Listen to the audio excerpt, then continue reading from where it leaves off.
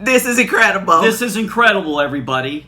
This is a game changer. It is a game changer. Now we can really retire. We can really, really retire. For real. For real.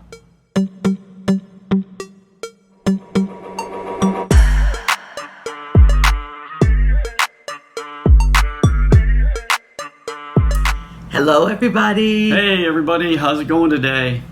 If you don't already know, my name's Kathy. My name's Tom. And we are the Marvelous Donohues. Marbleheads, welcome to our first inaugural retirement lecture series, I guess we'll call it. Oh, nobody's gonna be doing no lectures. No lectures. Listen, you guys know. Scratch lecture out of that one. You guys know. Just by that interest, I'm like, come on now. I don't even know where he going with that. Let's have a lecture series. No, we are not having a lecture series. Lecture. This is the Marvelous Donohues Marvelous Life. Yes. Kind of turned the words around. We did. And listen, you guys, if you read this title and clicked in this video and you don't already know, student loan forgiveness. And that's what we're going to be talking about today. That's right. We were supposed to be talking about retirement and everything like that. We were starting to give tips and tricks and strategies and what our journey was like, but this came up this week, yes. So we decided to put that ahead in the agenda. Yes, but listen, we're talking about this because it directly affects Tom and myself big time and our retirement. That's right. You know, that's right. Before we were thinking about, okay, what are we going to do? We were actually going to take that over $80,000 worth of student loan debt into retirement. I know it sounds crazy, but listen. Yeah, we didn't know, to be honest, we didn't know any way we could figure all this out in about 3 years, which is about when I'm going to retire from the federal government. So we wasn't sure. We weren't sure. But listen, we didn't have enough time or money to be able to do it. And don't get me wrong, people. I know I'm super excited about this. I'm excited too. But this is coming from a over 50 woman, mid-50s, hello, and a over mid-50 gentleman that we wanted to retire. That's right.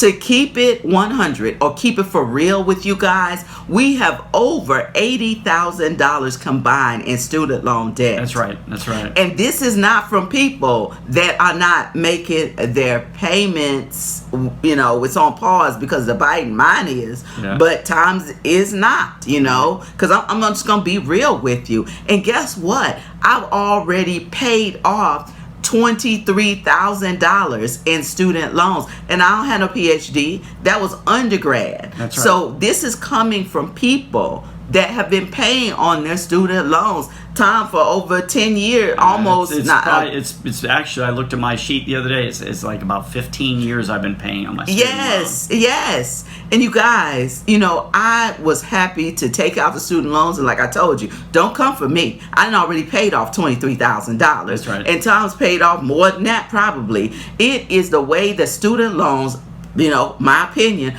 are set up. Yeah. So I looked at it, and it's like making a year's worth of payments is only like making 6 months worth of payments. You know, looking into it for yourself. Yeah. But the reason why we're coming to you and talking about this is because it has directly affected our bottom line retirement picture. That's right. In a positive way. Yeah, and that's one of the things we'll talk about in our series is going to be about getting out of debt and your income in retirement. But right now we're going to talk about the evil stuff, which is the debt. Right. And before this week, we weren't sure if we could retire in a few years. We weren't sure if we were going to pay our student loans off.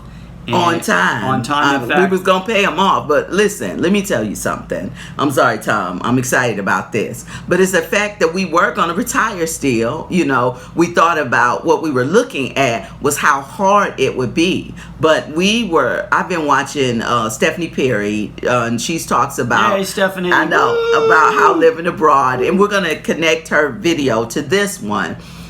And I was like, she met a guy. She tells a story about how she met a guy, and he said, don't wait, don't. take your student loan with you. Yeah. And that's what we were planning on doing. We were planning on incorporating our 2 student loan payments into our debt. Right. And that was going to make it harder on us, but we were devising a way that we can do it. That's right. One of the things we'll talk about in the series, we won't talk about today as much, but a lot of people go, well, how am I going to do this, or how am I going to do that? How am I going to retire? How am I going to do this? Mm-hmm. So you know why you want to retire. Yes. And you have the motivation. Yes. So we're going to teach you how to really make that dream come true. That's right. And we're hoping that you follow along with us every other Saturday on the Donahue Marvelous Life. And we will keep you up to date on what we're doing. Just a quick recap.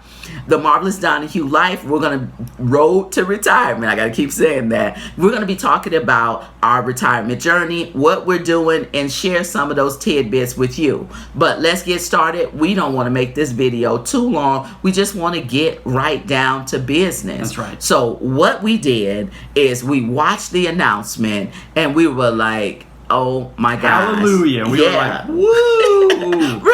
Really, because this changes our picture. $80,000, you guys, too, is a lot of money. And especially, like I told you before, we've already paid off $23,000. So let's get started. We're going to, Tom, he's going to have his notes. I have official notes. This is a piece of paper now. It's not just an old scratch paper. So this is really official stuff. So we're going to talk about the relief plan, and the first one is what they call the final extension of the student loan payment repause. So since Biden-Harris have been in office, no one on direct or federal student loans, and there's some differences here. Yeah. We won't go into all of that, but it's based on your situation, have not had to repay anything since they took office. So that means that it's been on pause. Yeah, that's what they call it. It's been on pause since somewhere in the pandemic. But I won't say because as soon as Biden took office. Yeah, it went on pause. So that pause is actually going to expire at the end of December of this year, December 31st. Then payments will resume. So, for example, just to give you the practical one, is that she has a federal student loan. I do. And her payments will now be unpaused in January, and she'll have to start repaying those, or going to like deferment or forbearance, or however that works for her. If I need to, but I don't need to, and I'm not going to take that option. But for myself, for Tom, for myself, I have a student loan, but it is considered called a private student loan because my what they call loan servicer is a private company. It's not the federal government. But when he first got the loan, TMI, we're just going to tell y'all, he took it out as a federal student loan. And with banking, it sort of worked its way over, or the people that he used to have the federal student loan. They sold it or gave it to this other company. We won't tell you the name of the company. But we're just going to say they sold it to another company. So all this time that my loans have been on pause. Mine haven't. His hasn't. Yeah. So he's been paying still through the pandemic. I'm such a good payer. Right. And this is going to serve us well. Yeah. So that's why I want to say, people that are watching this says, right now, I'm going to tell you some of the truth. It's not people that are, they just trying to get a free ride and all that kind of stuff. We're veterans. We're, working our way through life, paid off some of our student loans already. She's had about 3 or 4 student loans. That I paid off already. Yeah. So the thing of it is that when you're looking at these circumstances, this is debt relief for us because we want to retire. I was reading a story the other day, and it's online about some of the older people that are actually refusing to pay their student loans. Right. They're in their 60s. And I'm like, oh my gosh, we cannot have this loan until we're 60 or 70. But it was looking like we were going to. Yeah, exactly. So now we are going to go back to the drawing board after all this stuff occur, and we're going to be able to put away more money, invest more money. That's right. Because we won't have that debt hanging over our heads. But I digress. Please, Tom, go on with the next one. So Sorry about that was part 1 of the plan. Part 2 is what they call providing targeted debt relief, which is great.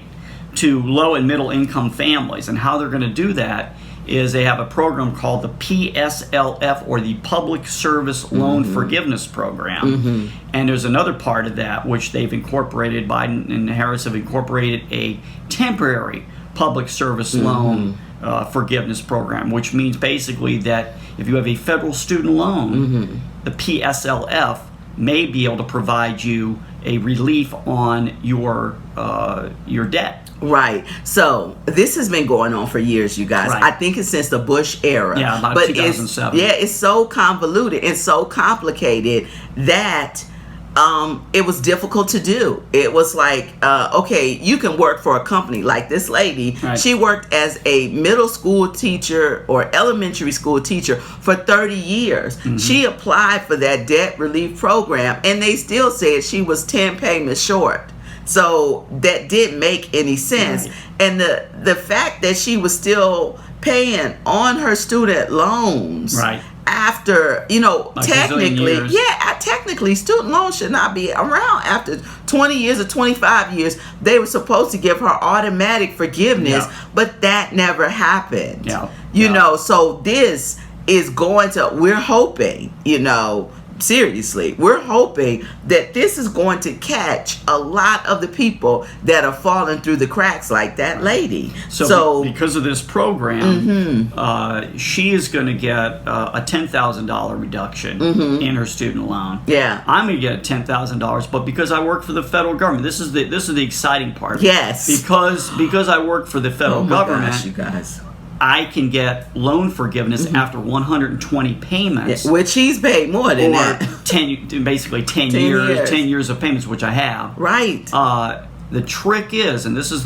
where the strategy comes. This is why we're making this video. Part of why we're making this video is because you have to make sure that your loan is not with a private company. Right. A private servicer. It's with the national federal loan. It's with studentaid.gov, which is the website. We'll put all this information down here. Down below. We're going to put it in our in the biography and stuff, so you can go and click and see. But we're not going to go too much into your situation. But to top it all off is that he'll actually have to switch his loan servicer back to the U.S. government, so what I need to so he can be able to take advantage of that, which we've already started that process as soon as we heard. And and be patient with the online site, because there's a lot going on. There's a lot of people that want to get on that site. And who wouldn't? He wouldn't. So let's go to the other part, sweetie. That's pretty much it. I didn't want to cover, they're trying to make the student loan system more manageable for current and future borrowers. So and what they're going to do by doing that, and I'll read this part. Okay. How they're going to do that, you guys, is huge. And that's why we're still paying on student loans. How they're going to do that, they're going to require borrowers to pay no more than 5% of their discretionary income monthly on undergraduate loans. And this is usually where you get into a lot of trouble when you're an undergrad. So it's down from 10%. They're going to raise the amount of income that's considered non-discretionary income and therefore is protected from repayment. So that's going to guarantee that more people can keep more of their income. And then they're going to forgive loan balances after 10 years of payments instead of 20 years. You guys, this is huge because Tom's been paying on his loan for about 15 years. 15 years. 15 years. And it's going down, but like we were talking about a little bit before, if you go to full term in most of these loans, you're probably paying 3, 4, 5, 6 times what you borrow. Right. It's only going to be for those who owe $12,000 or less, but still, it's those little things that get you, because if you don't know and you don't have a student loan, they divide it to A, to B, to C, to D, to E, to F. Seriously. And they all could have different interest rates. Yes. So that's something you want to watch for, too. Right. And the thing of it is, you can't do anything about it. That's the way they give it to you. You sign that promissory note, and that's it. And we read everything because we went back to college as adults, and we were like, okay, this is really equivalent to, and it's my personal opinion, it felt like loan sharking, you know, and that's why he still has a loan after 15 years of payments, which is crazy. Yeah. And this is like, oh, we didn't defer nothing. This man has been paying on his student loans since the day they started. I think he had one deferment, but through this pandemic, he been paying because the people he had his loan with said he didn't qualify. He called them. You know, but I figured out why. What we talked about. So we have to do a direct consolidation loan, which we'll put that down in the bottom. Yeah, and what we're going to do is make sure we get you to the right website. Exactly. Because everybody's situation is different. Tom and I have this situation, and then he, you know, we're going to do it. This is going to help us retire. Did you read all the rest of your stuff, honey? I'm sorry, baby. The last one is going to cover the borrower's unpaid monthly interest. That's a big one. We were just talking about every little baby loan. I tried to, and this go back to the interest. I tried to pay off one of my $2,300 loans.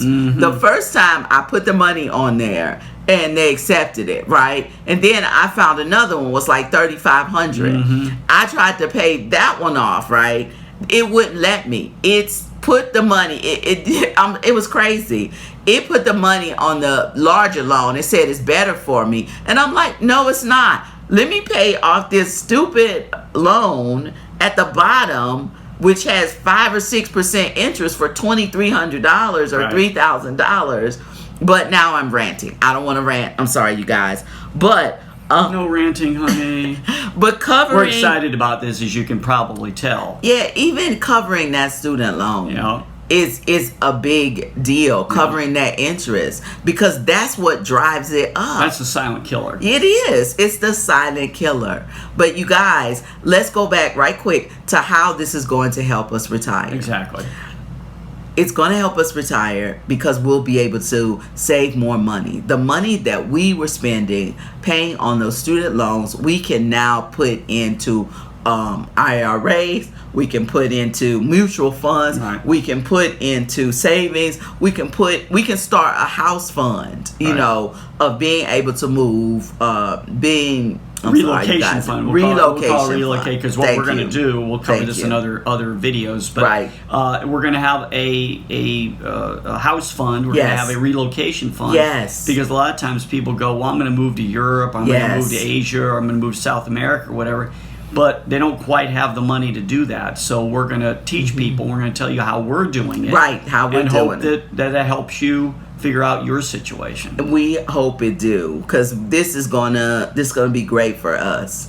Our relocation house fund, because sometimes we figured out, if you go to Mexico, this is just a Mexico example, they'll ask for 5-6 months worth of rent. Right. So that's something that you have to be prepared for, to turn on lights, turn on bills, having that extra cash flow. And we're definitely going to talk about the things that we found out by watching other retirees' videos. And we're going to be throwing out so many names about other fantastic vlogging retirees that are going to be able to help you like they've helped us. Exactly. And the first one that we're going to throw out, of course, is Beverly from Miles of Coffee. We're going to leave her information. We're going to tag her. Hey, so Beverly. You guys, hi, Beverly. Woo, how you doing? That she is doing a fantastic job, and she has so many tips and strategies of what she's doing to share with you, and then just her revealing her life, and she's doing it as a single woman in La Paz, Mexico.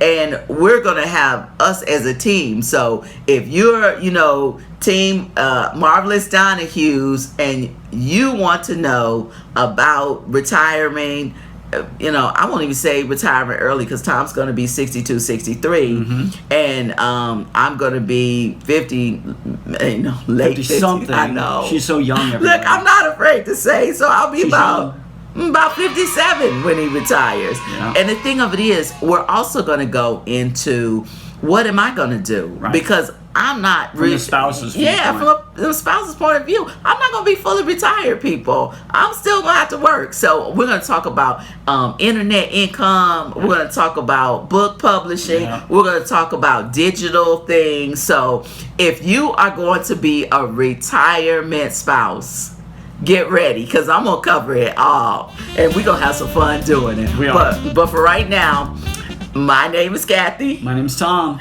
And welcome to the Donohues Marvelous Life Retirement Series.